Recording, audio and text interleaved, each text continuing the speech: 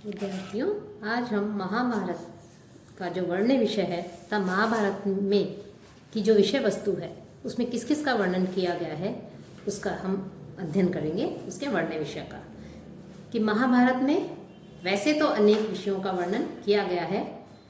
इसमें अर्थशास्त्र, राजनीति शास्त्र, धर्मशास्त्र, इन शास्त्रों का तो विवेचन है ही, साथ में अनेक शास्त्रों का भी समन्वय हमें इसमें प्राप्त होता है, उसका यहाँ पर उल्लेख मिलता है। अर्थशास्त्रम इदम प्रोक्तम, धर्मशास्त्रम इदम है, कामशास्त्रम इदम प्रोक्तम, व्यासेन मते बुद्धिना। महाभारत धर्म, अर्थ, काम तथा मोक्ष नामक पुरुषार्थ चतुष्टय का केंद्र कहा गया है। जो तत्व महाभारत में है वे ही विश्व में है, और जो तत्व महाभारत में नहीं है वे तत्व दुनिया में कहीं भी नहीं है। धर्मे च, अर्थे च, कामे च, मोक्षे च भरत ऋषभ, यत् इहास्ति तद अन्यत्, यत् न इहास्ति न तत् क्वचित्। महाभारत में वैसे तो उसका जो वर्ण्य विषय है वो बहुत अधिक विशाल है, लेकिन फिर भी जो मुख्य विषय हैं उन मुख्य विषयों का हम अध्ययन करेंगे कि मुख्य विषय में राजनीतिक, धार्मिक, यौद्धिक, दार्शनिकता, पौराणिक आख्यान आदि इन विषयों का जो है इसमें समावेश किया गया है।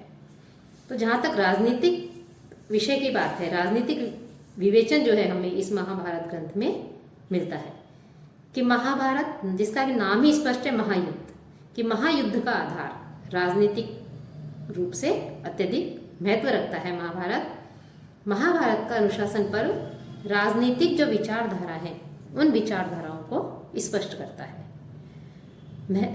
जो विदुर हैं, जो कि राजनीतिविद हैं, राजनीति के अच्छे ज्ञाता हैं, उन्होंने धृतराष्ट्र को अनेक प्रकार से राजनीति को समझाने की भी चेष्टा की है, प्रयत्न किए हैं। इसके लिए चाहे उन्हें कटु वचन बोलने पड़े तो, लेकिन कटु सत्य को उन्होंने अपने वचनों से धृतराष्ट्र के सम्मुख रखे। जिस व्यक्ति ने जो है राष्ट्र को धारण कर रखा है उसे धृतराष्ट्र कहा गया है, और धृतराष्ट्र को जो है समझाने के लिए महर्षि विदुर ने अनेक प्रकार से जो है उन्हें शिक्षा दी, ज्ञान दिया। विदुर जो है धृतराष्ट्र के पक्षपात की भी आलोचना करते हैं, लेकिन धृतराष्ट्र दुर्योधन के वशीभूत दिखलाई देते हैं। आचार्य विदुर उस व्यक्ति के जीवित व्यक्ति को भी मृतक के समान बताते हैं जिसकी प्रशंसा चारण अथवा कायर या स्त्रियां करती है। विदुर पांडव पक्ष की अपेक्षाकृत अधिक प्रशंसा करते जान पड़ते हैं। वे पांडवों को नीति के मार्ग पर अग्रसर बताते हैं। अनुशासन पर्व में एक आदर्श जो राज्य है कैसा होना चाहिए उसका मनोहारी वर्णन इसमें महाभारत ग्रंथ में हमें देखने को मिलता है। और अपने अधिकार की प्राप्ति के लिए यदि संघर्ष करना पड़े तो उसको संघर्ष को करना भी न्यायोचित है, ये यहाँ पर सिद्ध किया गया है। साथ ही एक राजा के लिए काम, क्रोध, लोभ आदि जैसे जो विकार हैं उन विकारों से हमेशा दूर रहने के लिए भी यहाँ पर कहा गया है। तो राजनीतिक दृष्टि से देखें तो राजनीतिक दृष्टि से भी ये जो महाभारत है, इस महाभारत में अत्यधिक जो है विदुर के माध्यम से अनेक विषयों का इसमें समावेश किया गया है और उनका इसमें यहाँ वर्णन हमें देखने को मिलता है। साथ ही साथ धार्मिक जो विवेचन है वो भी हमें इस ग्रंथ में देखने को मिलता है कि महाभारत में धार्मिक विवेचन भी हमें प्राप्त होता है। इसीलिए महाभारत को धर्मशास्त्र भी कहा गया है कि राजनीति शास्त्र तो कहा ही है, साथ ही साथ महाभारत को धर्मशास्त्र भी कहा गया है, क्योंकि इसमें हमें धर्म का अत्यधिक विवेचन देखने को मिलता है। और धर्म का जो मनोवैज्ञानिक स्वरूप है वो स्वरूप इस महाभारत में चित्रित किया गया है। धर्म धारणीय है, अतः वही सर्वस्व बताया गया है। अच्छी बातें कहीं से भी हमें प्राप्त हो उन्हें हमें ग्रहण करनी चाहिए, लेनी चाहिए, और जिनसे हमें कष्ट प्राप्त होता है, जिनसे हम संकट में पड़ते हैं, हमें संशय हो, कष्ट में हो, उनसे हमें दूर रहना चाहिए। और धर्म की रक्षा के लिए जो है व्यक्ति को प्रयत्न करते रहना चाहिए, इसके लिए चाहे उसे कुछ भी करना पड़े। इस विषय में एक रोचक प्रसंग यहाँ पे महाभारत में हमें देखने को मिलता है कि जब पांडव अपने वनवास के 13वें वर्ष की अवधि में, जब जो विराट नामक जो राजा है, उस विराट नामक राजा के यहाँ विराट नगर में रह रहे थे, तो विराट की सेना का जो सेनापति था कीचक, उसकी जो कुदृष्टि है वो द्रौपदी के ऊपर पड़ती है और वो द्रौपदी पर आसक्त होकर के उसे पाने का प्रयत्न करता है। तो द्रौपदी न्याय के लिए राजा विराट की सभा में गई, अपना पक्ष प्रस्तुत करती है, लेकिन राजा ने कीचक को दंड देने का भी वचन नहीं दिया। इस पर द्रौपदी कुपित हो गई और वो जो है, उस समय उनके जो वचन थे वो वचन धर्मशास्त्रीय चेतना को प्रकट करते हैं। वो कहती है कि हे राजन, आप कीचक के प्रति राजदंड का प्रयोग नहीं कर पा रहे, जबकि स्त्रियों के प्रति अनुचित व्यवहार करना यह नर पिशाचों का धर्म है। राजसभा में तो दुष्टों को प्रताड़ित करने की शक्ति होती है, आप जो है इस प्रकार से ऐसा कार्य क्यों नहीं कर रहे हैं। तो इससे पता लगता है कि अपने धर्म की रक्षा के लिए किसी भी व्यक्ति को यदि राजा की शरण में न्याय, जहाँ से उसे न्याय मिल सकता है, ऐसे न्यायालय की शरण में जाने का पूर्ण अधिकार है। तो इसका भी वर्णन जो है हमें इसमें महाभारत में मिलता है कि धर्म की किसी भी तरह से, चाहे वो स्वधर्म हो, समाज के प्रति धर्म हो, किसी के प्रति भी धर्म हो, उस धर्म की रक्षा करना प्रमुख कर्तव्य बताया है। साथ ही जो आश्रम व्यवस्था है, उस आश्रम व्यवस्था के ऊपर भी इसमें प्रकाश डाल करके जो धार्मिकता है उसको महत्व दिया गया है। साथ ही जो यौद्धिक कथाएं हैं उसका भी विवेचन हमें इस महाभारत ग्रंथ में मिलता है कि कौरव के पक्ष को सुदृढ़ करने के लिए एक और जहां शकुनी, भूरिश्रवा, शल्य जैसे महान राजाएं अपनी सेना लेकर कुरुक्षेत्र के मैदान में आ जाते हैं, तो वहीं पांडवों के पक्ष में धृष्टद्युम्न, सात्विकी, घटोत्कच तथा विराट आदि अपनी सेनाएं लेकर प्रस्तुत हो जाते हैं। कौरवों के पक्ष में 11 अक्षौहिणी सेना थी और पांडवों के पक्ष में 7 अक्षौहिणी सेना एकत्र होती है। दोनों ही पक्ष अपने अपनी विजय के लिए युद्ध करते हैं। महाभारत का युद्ध भीष्म पर्व से शुरू होता है और कौरवों की सेना का जो सेनापति थे वो भीष्म थे, इसलिए उनके नाम पर इस पर्व का नाम भीष्म रखा गया।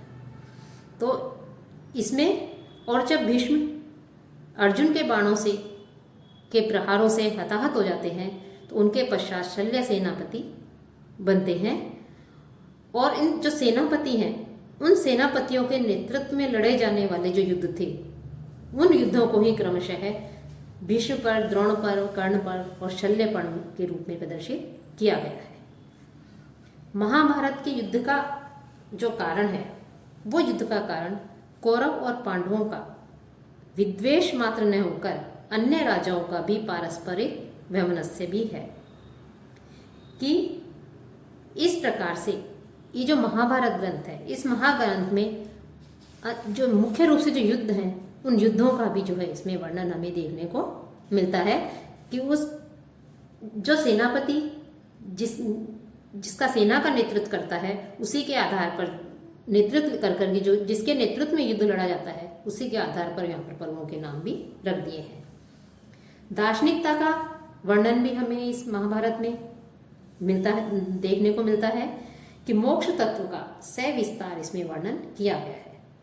मुक्ति या मोक्ष के 3 मार्ग बताए गए हैं, कर्मयोग, भक्ति योग, ज्ञान योग। और ये जो तीनों ही मार्ग हैं, कर्मयोग, भक्ति योग और ज्ञान योग, इन तीनों मार्गों का विशद विवेचन भीष्म पर्व का जो प्रसिद्ध भाग है गीता, जिसे श्रीमद् भगवद गीता कहते हैं, उस ग्रंथ में किया गया है कि और गीता के प्रथम अध्याय से लेकर 6ठे अध्याय पर्यंत तक कर्मयोग की विवेचना की गई है। 7वें अध्याय से लेकर 12वें अध्याय तक भक्ति योग और 13वें अध्याय से 18वें अध्याय तक ज्ञान योग का वर्णन किया गया है। इन अध्यायों में विभिन्न मार्गों का भी सम्मिश्रण किया गया है। गीता का कर्म मार्ग निष्काम भावना से अर्थात कर्म की भावना से कर्म करना सिखाता है। श्री कृष्ण अर्जुन से कहते हैं कि कर्मण्येवाधिकारस्ते मां फलेषु कदाचन मां कर्म फल हेतुर्भुः मां ते संभोत्सव कर्मणि। कि हे अर्जुन, व्यक्ति को कर्म करने का ही अधिकार है, फल प्राप्ति का नहीं है। व्यक्ति को फल की इच्छा नहीं करनी चाहिए और न ही कर्म करने में अरुचि होनी चाहिए। इसी प्रकार से भक्ति योग का भी इसमें हमें दर्शन होते हैं। साथ ही साथ संसार की असारता, जीवात्मा तथा ईश्वर की नित्यता, इसका भी इसमें हमें वर्णन मिलता है कि श्रवण, मनन, चिंतन, निधिध्यासन आदि को महत्व दे करके ईश्वर की जो है उस ईश्वर प्राप्ति का मार्ग यहाँ पर स्पष्ट किया गया है। एक साधक वैराग्य को आत्मसात करके ज्ञान योग की प्रक्रिया से ईश्वरत्व की ओर बढ़ता है और ईश्वर के प्रति प्रेम रखने वाला जो साधक है वो अंत में मोक्ष को प्राप्त हो जाता है। इस प्रकार से इसमें जो महाभारत का ही एक अंश जो गीता है, जिसे आज हम पूरे सम्मान के साथ में, आदर के साथ में एक धार्मिक ग्रंथ के रूप में देखते हैं, जिसका अध्ययन अध्यापन करते हैं, ये ग्रंथ जो है महाभारत का ही एक अंश है और इसमें ज्ञान योग, कर्म योग, भक्ति योग तीनों का जो है इसमें विस्तार से वर्णन किया गया है। इसमें इस दृष्टि से हम देखते हैं कि दार्शनिकता की दृष्टि से भी महाभारत का अपना महत्वपूर्ण स्थान है। साथ ही साथ अनेक पौराणिक आख्यानों, उपाख्यानों का भी इसमें वर्णन मिलता है कि आचार्य बाणभट्ट ने अपनी कादंबरी में महाभारत की अनेक आख्यानों की ओर संकेत किया है। महाभारत के आख्यानों को आधार बना करके अनेक नाटक एवं काव्यों की रचना ही की है कि जैसा कि कालिदास ने अभिज्ञान शाकुंतलम नामक ग्रंथ की रचना की। महाभारत में पशु पक्षियों के आख्यान भी वर्णित हैं। इसमें साथ ही साथ इसमें एकलव्य की कथा, किरात वेशधारी शंकर की कथा, द्रोण की कथा, परशुराम की कथा, अग्नि और सूर्य का मनुष्यवत आचरण और अनेकानेक लौकिक एवं अलौकिक प्रसंगों को इसमें संग्रहित किया गया है। और इसमें जिनका वर्णन किया गया है, जिन कि इसमें ये सब आख्यान जो उपाख्यान हैं, इन आख्यानों उपाख्यानों को आधार बना करके, इन्हीं को लेकर के, इनमें से ही जो है परवर्ती जो कवि हुए हैं, अवांतरकालीन जो कविगण हैं, उन्होंने इन काव्यों से प्रेरणा लेकर के अनेक काव्यों की रचना की है। महाभारत को के जो भीष्म पर्व, अनुशासन पर्व और शांति पर्व जैसे जो अध्याय हैं, उन अध्यायों में कि इस और साथ ही साथ अन्य जो पर्व हैं, उन पर्वों में भी दर्शन, राजनीति, नीतिशास्त्र, धर्मशास्त्र आदि की स्पष्ट रूप से हमें प्रधानता मिलती है। और महाभारत के युद्ध में सर्वाधिक यदि किसी को यश मिला है, कीर्ति मिली है, तो वह निस्संदेह हम कह सकते हैं कि वो श्री कृष्ण ही है। कि श्री कृष्ण को सर्वाधिक जो है इसमें प्रसिद्धि या यश जो है उन्हें मिला है और उनके द्वारा अर्जुन को दिया गया जो उपदेश था, जो जिसे कि गीता के रूप में जाना जाता है, वो हमारे हिंदू धर्म ग्रंथों का एक मुख्य रूप से हम प्राण कह सकते हैं। कि महाभारत में यद्यपि श्री कृष्ण के चरित्र का पूर्ण प्रकाशन नहीं किया गया है, लेकिन फिर भी श्री कृष्ण जो बिना शस्त्र के ही निशस्त्र होकर के जो है पूरा युद्ध लड़ते हैं। और जो युद्ध है, इस महायुद्ध का नायक कोई समरप्रिय व्यक्ति हो सकता है, कोई शांतिप्रिय या जो डरपोक व्यक्ति है वो नहीं हो सकता। युधिष्ठिर के नेतृत्व से दुर्योधन का नेतृत्व अधिक प्रभावशाली है, लेकिन दुर्योधन महाभारत का नायक नहीं कहा जा सकता, क्योंकि उसका स्वतंत्र अस्तित्व जो है, व्यक्तित्व जो है वो कम है, वो अनेक प्रकार के जो है दुर्गुणों से भी युक्त है। अर्जुन और भीम पांडव पक्ष के अग्रणी योद्धा हैं, लेकिन वे स्वयं नायक न होकर के कर्तव्य भावना से युद्ध करने वाले योद्धा मात्र हैं। तो जहाँ तक नायक की हम बात कहें, तो कथा का नायक जो है यदि युधिष्ठिर को माना जाए, तो यह कहने में भी संदेह नहीं होना चाहिए कि महाभारत बनाम महायुद्ध का नेता नायकत्व या नेतृत्व के गुणों से परिपूर्ण नहीं है। इस प्रकार से महाभारत का कोई स्पष्ट नायक नहीं है इस ग्रंथ में, क्योंकि ग्रंथ विशालकाय है, तो ऐसे इस विशालकाय में स्थान स्थान पर अनेक नायक जो है बन करके उभरे हैं, लेकिन कोई नायक निर्धारित नहीं किया जा सकता। लेकिन हाँ, इतना अवश्य कह सकते हैं कि यदि सर्वाधिक कीर्ति या यश या प्रशंसा यदि किसी को मिली है, तो वो यश जो है श्री कृष्ण को मिली है। इस ग्रंथ में शांत रस की प्रधानता है और महायुद्ध की विभीषिका जो है, वो विभीषिका भी कवि को शांत रस की ओर अग्रसर करती है। रक्त रंजित राज्य को प्राप्त करके भी महाराज युधिष्ठिर जो है वो शांति प्राप्त करने के लिए श्री कृष्ण और भीष्म की शरण में जाते हैं। वस्तुतः महाभारत एक पुराण ग्रंथ है, एक ऐतिहासिक सामग्री का कोश कह सकते हैं इसे धर्मशास्त्र, दर्शनशास्त्र, कामशास्त्र, अर्थशास्त्र, ये सब कुछ जितने भी शास्त्र हैं वो लगभग हम महाभारत को कह सकते हैं।